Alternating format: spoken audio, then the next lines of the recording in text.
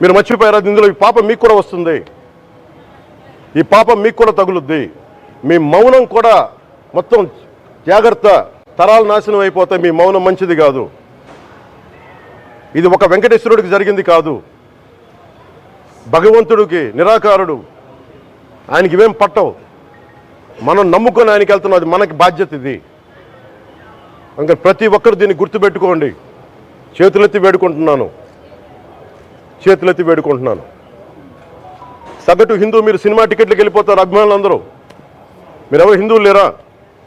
Cinema టికెట్ల కోసం చించుకుంటారు. సినిమాని మీరు కూర్చోడానికి మీరు మొత్తం మాట్లాడతారు.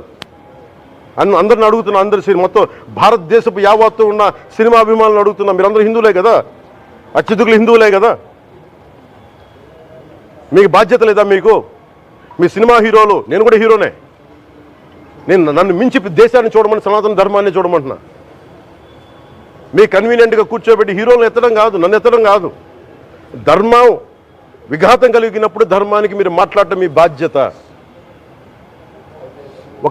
నా తరం మేము కష్టపడుతున్నాం, ముందుకు వచ్చాం. ఎవరి కోసం పడుతున్నాం ఈ కష్టాలు? మాకు సరదా కాదు. ప్రతి ఒక్కరి ఇష్టానికి వచ్చి మాట్లాడుతూ ఉంటే బాధ కలుగుద్ది. అయ్యప్ప స్వామి దీక్ష చేసే వాళ్ళ మీద ఎంత ఇష్టారాజ్యంగా మాట్లాడతారు.